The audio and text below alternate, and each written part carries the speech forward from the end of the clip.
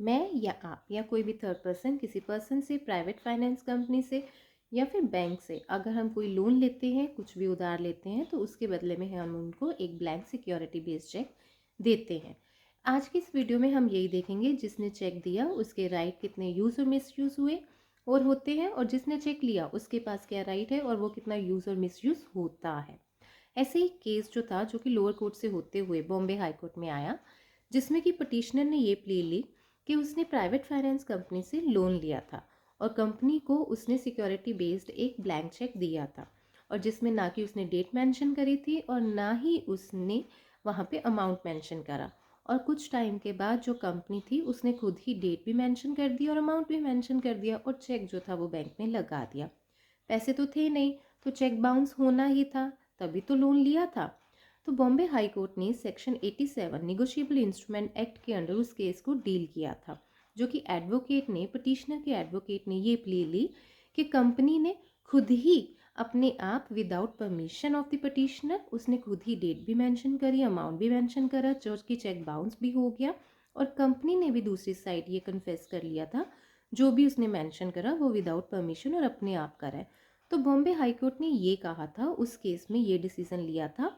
कि अगर आप सेक्शन 87 निगोशिएबल इंस्ट्रूमेंट एक्ट के अंडर अगर आप खुद ही उस चेक में किसी तरह का अपने आप मेंशन करते हो, चाहे वो डेट है, अमाउंट है, तो वो चेक उसी टाइम ख़त्म हो जाएगा, वॉइड हो जाएगा, उसकी कोई भी वैलिडिटी नहीं रहती। तो इस तरह उस केस में जो पिटिशनर था वो अपने केस में जीत गया, क्योंकि उसने खुद परमिशन तो दी नहीं और कंपनी ने खुद ही चेक जो था वो लगाया था। तो इसलिए आपके पास इस केस से एक ये सीख मिलती है कि अगर जब भी आप चेक देते हो आप डेट मेंशन करो,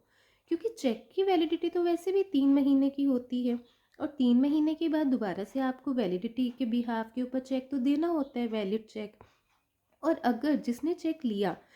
उसके पास ये राइट भी बनता है कि वो आपसे डिमांड कर पाए, बट अगर आप उसको नहीं देते चेक, उसको पैसे भी नहीं देते जो लोन आपने लिया, आप उसको वैलिड चेक भी नहीं देते टाइम टू टाइम,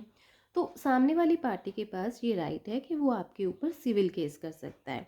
तो सिविल केस करने के लिए वो चेक के साथ किसी तरह की जो भी डिस्टर्बेंस कह लो या फिर जो भी उसने छेड़छाड़ करी वो उसको नहीं कर सकता, क्योंकि इस बिहाफ इस केस के अंडर वो उस चेक के साथ कुछ भी अगर करता है तो वो चेक जो है वो वॉइड हो जाता है। ऐसे ही एक केस और था जो कि केरला हाई कोर्ट के सामने आया, जिसमें कि केरला हाई कोर्ट में जो फैक्ट्स थे केस के, उसमें एक पर्सन ने कार ली थी और कार के बदले में उसने जो लोन के ऊपर कार ली थी उसके बदले में उसने उसको ब्लैंक चेक दिया था। बट केरला हाई कोर्ट में जो केस की सुनवाई हुई उसमें सुप्रीम कोर्ट की 2019 की एक जजमेंट थी, जिसमें कि सेक्शन 139 निगोशिएबल एक्ट का वो रेफर किया गया था। और सुप्रीम कोर्ट की उस जजमेंट में 139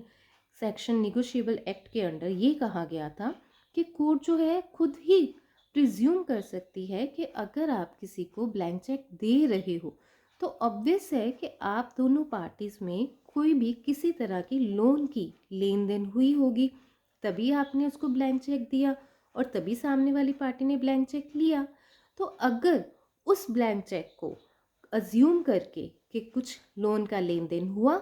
उसी बिहाफ उसी बेसिस के ऊपर चाहे आप उसको प्रूव कर पाओ या ना कर पाओ, but section 139 negotiable instrument act के अंडर कोर्ट कहती थी कि अगर सामने वाली पार्टी ने चेक में किसी तरह का भी खुद परमिशन, विदाउट परमिशन खुद कुछ चेंज करा, कुछ ऐड ऑन करा, तो उसकी वैलिडिटी भी उतनी ही होगी जैसे आपने किसी को फील्ड चेक दिया। तो ये अब डिपेंड करता है कि आपके पास, आपके सामने, आपकी लाइफ में अगर कोई ऐसी केस आ जाता है, ऐसी आपकी सिचुएशन आ जाती है,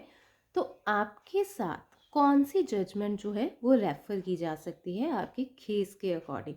क्योंकि हर एक चीज़ जो होती है वो अलग होती है, हर फैक्ट्स केस के अलग होते हैं, हर लॉयर, हर एडवोकेट का माइंड जो है, जजमेंट जो होती है वो अलग अलग रेफ़र करता है। बट हाँ, आपको आपकी अवेयरनेस के अकॉर्डिंग पता होना चाहिए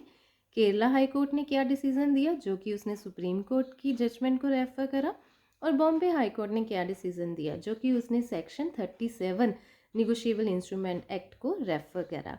दोनों ही जजमेंट में निगोशिएबल इंस्ट्रूमेंट एक्ट जो था वो रेफर हुआ, बट केस के फैक्ट्स के अकॉर्डिंग दोनों के केसेस जो थे, एक में चेक को वॉइड कहा गया, एक में चेक को वैलिड कहा गया। अब आप देखिए कि आपके केस की इन केस अगर आपके सामने कुछ ऐसा आता है तो आप किसके साथ जाएंगे, जो कि आपको जानना बहुत ज़रूरी है। Thank you.